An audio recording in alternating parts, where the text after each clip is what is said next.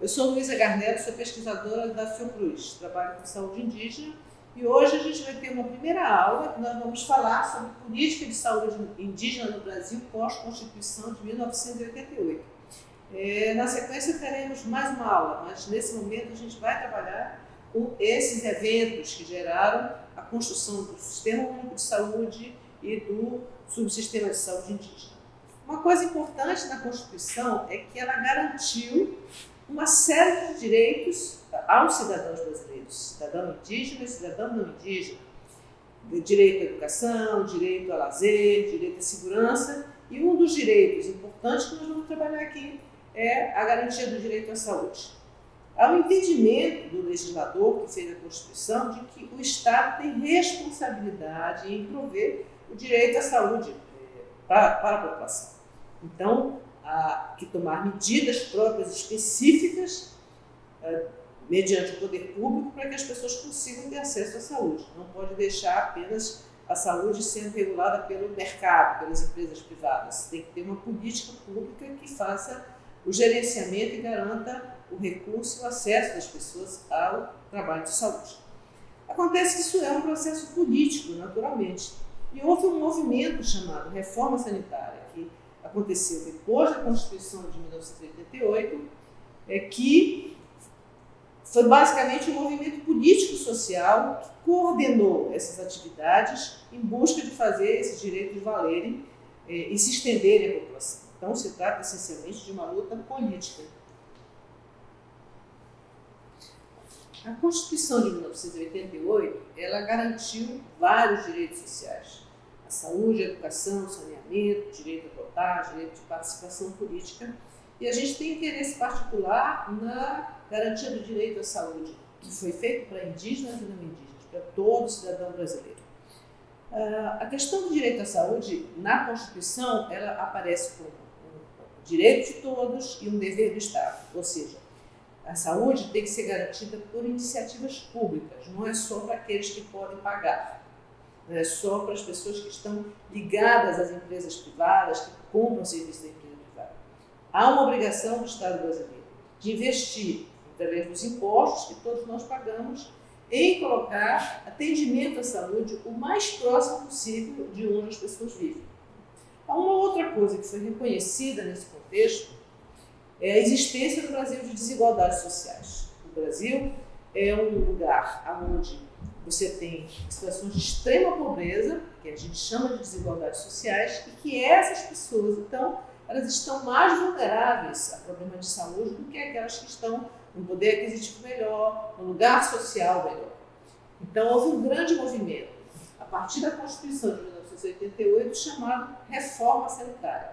A Reforma Sanitária foi essencialmente uma luta de pessoas, luta de organizações, de entidades civis, de profissionais de saúde, e reconhecia essas garantias ao cidadão feita pela Constituição e que lutava por tornar isso mais do que um direito abstrato, escrito no documento, no papel. Lutava para transformar isso numa ação prática, ou seja, para implantar de fato, efetivar esse direito na forma de ações concretas. Então a reforma sanitária tinha essa noção de que precisava combater as desigualdades sociais e as desigualdades em saúde. E uma das maneiras como a movimentação política da reforma sanitária, as lutas que os participantes da reforma sanitária conduziram, foi a implantação do Sistema Único de Saúde, o SUS, que é uma maneira de você estender o atendimento à saúde, ou seja, garantir esse atendimento à saúde a todas as pessoas, estejam onde estiverem. Então, esse grupo da reforma sanitária, na criação do SUS, eles identificaram as populações que nós chamamos de populações que estão mais expostas, estão em situações de maior vulnerabilidade, têm menor poder aquisitivo, portanto, elas têm menor chance de serem atendidas e terem a sua condição de saúde num patamar melhor. É claro que uma das populações identificadas como enfrentando situações de vulnerabilidade, como estando em condição de desigualdade, foi a população indígena. Então, você tem vários produtos da reforma sanitária pós-Constituição. A criação do Sistema Único de Saúde foi um. Então, o Sistema Único de Saúde, basicamente, o que ele é? Ele é um sistema que é público, universal e deve ser estendido às suas atividades a todas as pessoas que delas necessitam. Então, ele é público porque ele é pago com o dinheiro dos nossos impostos. Então, todo brasileiro, indígena, não indígena, qualquer pessoa que é cidadão do país, ela paga impostos. Então, reconhece-se que esses impostos devem ser investidos em formas de atenção às necessidades dessas pessoas, seja em escolas públicas, seja em saúde. Nosso tema é saúde, a gente vai se ater, então, a discutir as situações de saúde, sem se estender muito para outras políticas sociais. Então, ele é público por isso. Na verdade, ele não é de graça. Ele é pago pelo nosso dinheiro, pelo esforço do nosso trabalho, pelo recolhimento dos impostos que nós temos e pelas obrigações que o Estado tem de investir uma parte do PIB, né, o Produto Interno Bruto, que se gera no país, com o trabalho de todos, com a nossa riqueza, para atender a necessidade da população. E a ideia dele ser universal é porque se pensa que a saúde tem que ser um direito estendido a todos, a quem pode pagar por ela, a quem não pode pagar por ela e a quem já fez o pagamento prévio na forma de impostos que foram recolhidos de tudo que as pessoas tiveram que comprar. Então, mesmo as pessoas que estão desempregadas, que não estão no mercado formal, todas essas pessoas pagam impostos. Os índios também estão incluídos nessa categoria. Eles compram mercadorias nas cidades, eles adquirem bens. Então, quando eles fazem isso, eles estão pagando impostos que estão incluídos no valor desse bem. Esse Sistema Único de Saúde que foi implantado, ele desenvolveu atividades de muito bom impacto na saúde da população. Então, vamos dar alguns exemplos de algumas ações, que são ações que têm um impacto muito favorável, né, na melhoria das condições de saúde, na redução da mortalidade.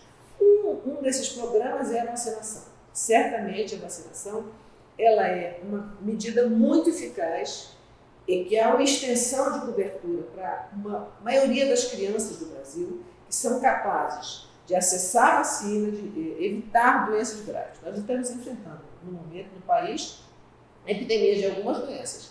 Tem uma epidemia recente de febre amarela acontecendo, em algumas regiões, áreas da região norte, a gente está tendo epidemia contra sarampo, porque justamente houve uma quebra, né, na continuidade da vacinação, ou por falta de vacina, ou por recusa das pessoas. Então, houve uma diminuição no número de pessoas vacinadas.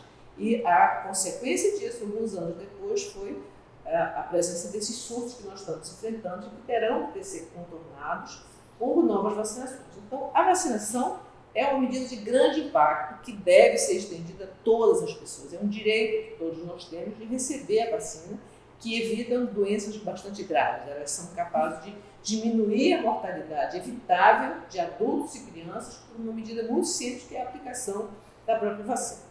Um outro exemplo de ação importante do SUS é o cuidado com as gestantes e com as crianças. A gente chama essa ação de pré-natal, por exemplo. Né? Quando a pessoa está gestante, ela tem que fazer uma série de consultas, de atendimento, de exames, de cuidados, de orientações, para que ela possa ter uma gravidez saudável e que ela tenha um parto sadio, consequentemente, com uma criança que já nasce com chances muito melhores de ter uma boa saúde, de crescer de forma harmoniosa, de ter um bom desempenho na vida futura, felicidade, saúde física, saúde emocional. Então, o cuidado com a gestante e a criança é um dos elementos mais importantes do SUS, né? Que tem uma disseminação maior em todas as localidades brasileiras. Então, é um atendimento bastante universal, de fato. E tem outras coisas que o SUS faz, como, por exemplo, o controle de doenças. Doenças que são simples, desde que sejam tratadas ou prevenidas, dependendo do caso, de forma precoce. Diarreia mata. Diarreia mata, mas se você conseguir controlar a diarreia precocemente, bem cedo, ninguém precisa morrer de diarreia. E você pode prevenir diarreia, evitar que aconteça com o tratamento adequado de água, né, das fontes que as pessoas utilizam para beber e tal. Então, doenças como malária, tuberculose, todas essas são doenças de grande impacto na melhoria de saúde da população, que são ações desenvolvidas pelo SUS. Então, o Sistema Único de Saúde ele é um avanço para a população, ele tem que ser entendido como uma política que é um direito que nós conquistamos. Ele não nos foi dado, ele foi conquistado à base de lutas políticas. Então, cabe um financiamento adequado para que isso possa ser feito para todos com qualidade. Bom, e como é que entra a questão indígena, né? Primeiro, você tem o entendimento de que o índio ele é um cidadão brasileiro com os mesmos direitos que outros cidadãos brasileiros têm. Então, esse é o primeiro pressuposto da criação do SUS. Mas o legislador, né, também entendeu, quando estava criando o SUS, de que os índios, além desse direito que é extensível a todo e qualquer cidadão brasileiro, ele tem um direito diferenciado, ele tem um direito próprio específico. Primeiro porque ele tem um direito originário, né, que foi reconhecido na Constituição. Ele já existia, ele vivia no Brasil antes da chegada dos colonizadores. Portanto, há um direito histórico a ser resgatado, há uma dívida social que deve ser contemplada na forma de ações compensatórias, né, por parte das autoridades, do Estado, da população brasileira. Mas também há um reconhecimento de que ele não precisa se restringir apenas às ações que são típicas para qualquer brasileiro. Ele tem cultura diferente, modos de viver diferentes, tem língua diferente, vive em locais que muitas vezes são de difícil acesso, olhando do ponto de vista das cidades, onde fica o grande serviço de saúde. Então, eles precisam e precisariam de uma forma diferenciada, diferente, distinta, específica de organizar suas ações de saúde. Então, por isso foi criado o subsistema de saúde indígena. E aí vem a pergunta: por que criar um subsistema e não um sistema próprio dos índios? Essa era uma possibilidade, ter um sistema específico dos índios que fosse separado, digamos assim. Então, quando o legislador cria a ideia de um subsistema, o que está por trás dessa ideia é que ele não seja algo separado, mas que ele seja um adicional, uma coisa além do sistema que os brasileiros já dispõem. Então, criar um subsistema significa manter a saúde indígena e suas ações vinculadas àquilo que é disponível para todos e adicionar situações, ações, cuidados, recursos àquilo que os outros já têm, fazer um plus, fazer um adicional, fazer algo a mais, que seja mais adequado às necessidades da população indígena. Há um reconhecimento, portanto, de que a diferença cultural, a maneira diferente de ver o mundo, de falar, os costumes que são diferenciados e o respeito à tradição indígena mereceriam, então, um braço, né, do SUS funcionando de maneira específica para atender a população indígena. Agora, sabemos nós que as coisas não são simples. Então, entre o que disse a Constituição de 1988 e transformar esse direito em ação prática, é algo que exige normalmente bastante luta política. Não foi diferente com o SUS e não foi diferente com o subsistema de saúde indígena. Então, houve muita luta, muita mobilização das entidades indígenas, de profissionais de saúde que trabalham com a questão indígena e mesmo de outros sanitaristas que não trabalham com os índios, mas reconhecem que essa população merecia um sistema próprio, diferenciado, merecia uma atenção especial. Então, foram 10 anos de luta entre o que a Constituição disse lá e a criação do subsistema de saúde indígena, a transformação dele em atividades práticas. Essa criação aconteceu em 1999, através da lei, eu nunca consigo decorar o número, então vamos ler aqui, Lei 9.833, de 1999, que é bem conhecida de todos como Lei Arouca. Ela ganhou, na verdade, o nome do deputado, que era um grande sanitarista, uma das pessoas que foi mentor e executor da reforma sanitária, que se interessou pela questão indígena e levou essa bandeira para o Congresso e, com o apoio das entidades, conseguiu aprovar essa lei que criou, então, o subsistema de saúde indígena. Então, criar um subsistema de saúde indígena implica em quê? Implica especificamente que você tem que ter um subsistema funcionando, com atividades, com profissionais, com unidades de saúde. Então, essa forma de organizar esse atendimento em saúde foi chamada, na legislação que foi criada pelo Sérgio Arouca, a Lei Arouca, na forma do que a gente chama de Distrito Sanitário Especial Indígena, que foi apelidado de DICEI, todo mundo chama de DICEI. Né? Então, os DICEIs são os locais onde você organiza as ações de saúde e eles devem ser localizados o mais próximo possível dos locais onde as pessoas vivem, né? Das comunidades, das aldeias, das terras indígenas e tal. O DICEI, da maneira como ele foi concebido, ele deve funcionar fazendo ações de promoção da saúde, ações de recuperação da saúde, ações de educação e saúde, tudo isso calcado num respeito ao modo como a população indígena vive, ao modo como eles são, como eles pensam. Então, o subsistema, ele se expressa, do ponto de vista do direito, como um duplo direito. Ele garante aos índios o direito às ações de saúde que todo e qualquer brasileiro deve ter, e ele garante um direito adicional de respeito à língua, à cultura, aos sistemas tradicionais de cura e cuidados que os índios têm, aos seus modos de vida. E, sobretudo, eles têm que estar oferecendo ações próximas, com acesso fácil aonde as pessoas vivem. Então, uma das características do distrito sanitário é serem delimitados de acordo com os territórios indígenas. Enquanto que o sistema do SUS normal, né, comum para não índio, ele segue uma lógica dos municípios, ou seja, ele distribui suas unidades de acordo com o território e as fronteiras municipais. As unidades de saúde, o atendimento do distrito sanitário, ele segue a lógica das terras indígenas, dos territórios indígenas, que muitas vezes cruza vários municípios. Então, essa é uma primeira maneira de você atender, respeitar e adequar as ações desse subsistema à maneira como os índios estão organizados, vivendo, distribuídos em um determinado território, que são as terras indígenas. A outra coisa é que os distritos sanitários, eles devem desenvolver ações de proteção, promoção e recuperação da saúde. Ou seja, traduzindo um pouquinho isso aí, trocando em miúdos, não é só recuperar ou fazer atendimento às pessoas que já adoeceram. Você tem que ter um conjunto de ações que facilitem a manutenção da saúde, que facilitem a promoção de um ambiente saudável, a manutenção da natureza, da mata, da floresta, de onde os índios precisam para retirar seus bens, a manutenção dos alimentos tradicionais, os ambientes saudáveis, as casas com condições. Tudo faz parte do perfil de atuação de um distrito sanitário. E a gente vê que não é exatamente o que vem ocorrendo. Um outro elemento que faz parte da política de saúde indígena e do distrito sanitário é o que chamou-se, né, em saúde coletiva, de controle social. O que é controle social dentro da linguagem da saúde coletiva brasileira?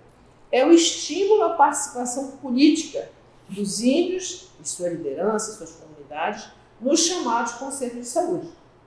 Então, esses conselhos de saúde indígena, nos distritos sanitários, eles devem ser locais onde se debata a política de saúde indígena, onde se debata as ações que estão sendo feitas, as pessoas possam trazer suas insatisfações, provocar medidas, né, para modificar, para melhorar, fazer denúncias, reclamações, analisar o que é feito, participar, ter transparência no recurso que está sendo aplicado. Essa é a função dos conselhos de saúde, que deve existir em todos os distritos sanitários. De preferência, deveria também existir, agregando conjunto de comunidades, naquilo que a gente chamou de conselhos locais de saúde, que na prática não vem funcionando muito bem. A Política Nacional de Saúde indígena, né, a Política Nacional de Atenção à Saúde da População Indígena, dos povos indígenas, é um documento que foi feito depois da Lei Áurea, ela foi publicada em 2002, em que ela junta tudo isso que eu estou falando, fazendo uma regulamentação, ou seja, ela transforma num documento público oficial aquilo que deve ser feito, né, para a saúde indígena. Então, ela detalha, ela determina algumas ações, ela orienta e normatiza os modos como o atendimento tem que ser feito para a população indígena. Então, eu vou destacar 3 questões que eu entendo que são fundamentais para uma boa qualidade do atendimento à saúde indígena, sem que você tenha uma coisa padronizada, igualzinha, né, tudo que é feito para os outros brasileiros, ou seja, aquele direito específico, originário, diferenciado. O primeiro pressuposto aqui da Política Nacional de Saúde Indígena é que ela tem que organizar os seus serviços de saúde de forma diferenciada. Então, tem que ser diferente, não deveria ser igualzinho ao dos brancos. Agora, vamos entender O fato de ser diferente não quer dizer que aquelas coisas que são benéficas, que são oferecidas aos brancos, devem ser subtraídas do atendimento dos indígenas. Pelo contrário, é importante que você tenha garantido essas ações que a gente chama de atenção primária, aquelas ações que são ofertadas em todas as comunidades brasileiras, indígenas e não indígenas, nas localidades, nos bairros das cidades, e que você tenha esse diferenciado que deveria e deve variar de acordo com o tipo de cultura, o tipo de organização social, com aquilo que as pessoas valorizam naquela etnia, naquelas localidades como importante para a preservação da sua saúde. Nós vamos falar bem mais sobre a atenção diferenciada na próxima aula, e eu só vou dar essa ideia geral no momento que nós vamos explorar esse assunto numa próxima aula, na aula seguinte. Outro ponto que é importante, contido na Política Nacional de Atenção à Saúde dos Povos Indígenas, é a existência de profissionais preparados para atuar em contexto intercultural. Por que é isso? Ele tem que ter médicos, tem que ter enfermeiros, tem que ter técnicos de enfermagem, farmacêuticos, como qualquer unidade de saúde tem no Brasil. Mas ele tem que ter mais do que isso. Ele tem que ter pessoas que estejam, além do preparo técnico das profissões que elas têm que ter preparo para atuar naquilo que foi chamado, aí, que se chama normalmente de contexto intercultural. Ou seja, elas têm que ter preparo para dialogar com as famílias, conversar com as pessoas. Significa o quê? Conhecer a língua, permanecer na comunidade, conviver com as pessoas, conhecer a cultura, conhecer as tradições, os mitos, rituais de passagem, para que as ações que elas façam, elas possam dialogar com as pessoas, conseguir explicar o significado daquilo que elas estão se propondo a fazer como ação de saúde e entender que algumas práticas podem não ser bem aceitas nas comunidades, que as comunidades têm suas próprias práticas de saúde que deveriam ser respeitadas e harmonizadas num diálogo permanente com a comunidade. Então, essa é um elemento fundamental a respeito dessa premissa, né, de que os profissionais têm que estar preparados para atuar em contexto intercultural. Ou seja, falando em termos assim bem claros, tem que estar preparado para conviver com os índios do modo como os índios vivem, né? Conseguir partilhar da vida na aldeia, conseguir estar próximo das pessoas e, de uma certa maneira, se misturar, ser próximo, ser quase mais um, né, dessas pessoas ali que consiga, de fato, uma boa inter-relação, um bom diálogo e ganhar uma relação de confiança. E o terceiro item, que é um dos diretrizes da Política Nacional de Atenção à Saúde dos Povos Indígenas, da PNASP, é que as pessoas que estão trabalhando no DICEI, elas devem respeitar e atuar de modo articulado aos conhecimentos tradicionais. Então, isso é uma consequência do que eu falei até agora. Quer dizer, se você não sabe como é que são as práticas de tratamentos tradicionais, se vocês não conhecem como é que as pessoas pensam que deve acontecer os cuidados com uma gravidez, se vocês não sabem quais são as ações que as pessoas fazem, as famílias indígenas, para que as crianças cresçam saudáveis, se você não sabe o que é um ritual de passagem, a importância dele, você não vai conseguir respeitar. Você vai chegar lá impondo os tratamentos da cidade, sem, de fato, perceber que, às vezes, você está atrapalhando, que você está desrespeitando o que as comunidades sabem e querem fazer, porque você não conhece, né? Então, esse preparo ele é fundamental para que se consiga ter esse respeito. Bom, isso tudo aqui que eu falei até agora é aquilo que deve ser, é o que é preconizado, o que é recomendado. Mas nem tudo funciona assim, né? A vida, a prática nem sempre é igual à teoria, na verdade deveria ser. Mas tem vários problemas acontecendo no subsistema que faz com que haja insatisfação, denúncias periódicas, muitas vezes as coisas não andam a contento.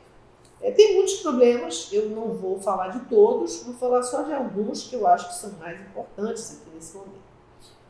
Um dos problemas do subsistema é que ele não tem uma boa garantia de atendimento fora das terras indígenas. Essa expressão ela tem dois significados. O primeiro é que a legislação, a política de saúde indígena e a própria Lei Arouca, ela não é clara sobre estender ou não o atendimento da saúde indígena, do subsistema de saúde indígena, às famílias, às populações que moram fora de terras indígenas. que moram nas cidades ou que moram em terras não demarcadas. Existe uma omissão nesse sentido. Não há uma clareza se esse atendimento deve ou não deve ser estendido. Parece uma coisa simples, mas na verdade há divergência de opinião entre os próprios lideranças indígenas, muitas vezes, que alguns preferem que seja restrito a quem está nas terras demarcadas. Outros acham que isso é possível estender a todo mundo. E há uma terceira posição que diz que, se eles estão na cidade, eles podem ser atendidos no Sistema Único de Saúde com outros brasileiros. Relembrando o que eu disse no começo, que a garantia de acesso ao SUS é para todos, índios e não índios. A outra coisa que também está implícita nessa expressão de não garantia de atendimento fora das terras indígenas é pelo seguinte: o distrito sanitário ele é capaz de oferecer um certo conjunto de ações de saúde. Como eu falei, controle das doenças transmissíveis, a vacinação, o pré-natal. Mas há doenças ou há exames que são necessários para chegar, qual é o diagnóstico da doença, que não é possível de ser oferecido, não se pode oferecer esse tipo de cuidado dentro da terra indígena e dentro de seco, porque eles só existem em hospitais ou às vezes em locais distantes, ambulatórios especializados, nos centros, nas grandes cidades, já mais distantes da terra indígena. E nem sempre, ou numa boa maioria das vezes, o DICEI não consegue garantir o acesso das pessoas, quando elas precisam, a esse tipo de tratamento. Algumas vezes consegue, outras não, a garantia não está efetivada. Então, esse é um dos problemas bastante importante que o DICEI vem enfrentando. Uma outra coisa é uma bandeira de luta antiga das lideranças indígenas, do movimento indígena. Há muito tempo que os índios vêm demandando, querendo e lutando para que o atendimento à saúde indígena seja feito por profissionais indígenas. É claro que isso exige um processo para além da luta na saúde. Existe uma aliança, digamos assim, com a parte da educação indígena, para que se possa ter profissionais médicos, enfermeiros, técnicos de enfermagem, farmacêuticos, dentistas indígenas formados que possam trabalhar e atender a sua população, os seus parentes, atender o povo. E não há ainda no Brasil hoje um número expressivo, suficiente de profissionais indígenas com essas habilidades, com essa formação já completa. E muitas vezes você tem até alguns e nem são contratados pelo DICEI, ficam fora do atendimento. Então esse é um ponto fundamental de limite, de problemas que o subsistema ainda enfrenta. Porque certamente precisaria de uma aliança entre o setor saúde e o setor educação para promover a educação indígena, para que a gente tivesse, no futuro breve, um número de profissionais indígenas bastante suficiente, bastante preparado para poder fazer o atendimento, transformar tudo isso em atendimento feito por indígenas. A gente conseguiu um sucesso muito maior com os professores indígenas. Você tem muito mais professores indígenas hoje trabalhando nas aldeias do que de saúde. Então é uma luta a perseguir, um projeto que a gente tem que continuar perseguindo. Um outro problema, que é o que vai interessar bastante para a gente aqui na próxima aula, que é que essa ideia da atenção diferenciada, ou seja, aquela coisa específica, os modos específicos de fazer saúde, que são direcionados, que deveriam ser distintos de acordo com cada cultura, com cada etnia onde o DICEI atua, isso não vem acontecendo. Então não tem um consenso de como essa ação deveria ser diferenciada, não tem clareza do que é que tem que ser feito, não tem uma discussão consistente de como deveria ser feito. Evidentemente que um processo assim exigiria um longo diálogo, estabelecido com as lideranças, com os jovens, com as pessoas das aldeias e com os profissionais e com os dirigentes da área de saúde. Isso não vem acontecendo. Então, essa atenção diferenciada é uma das grandes queixas que a gente está observando, que se observa, que as lideranças elas reclamam, que as comunidades reclamam de que não tem nenhum tipo de sensibilidade cultural, como a gente chama. As pessoas chegam, fazem atendimento, do mesmo jeito em qualquer lugar, na cidade, não tem nenhuma diferença. Então, esse é um ponto, de fato, fundamental, que é um dos princípios do subsistema que não está sendo atendido. E isso é que, então, vai ser objeto da nossa próxima aula, em que a gente vai explorar especificamente essa discussão sobre atenção diferenciada. Por enquanto é isso, então, e a gente se encontra daqui a pouco, na próxima aula.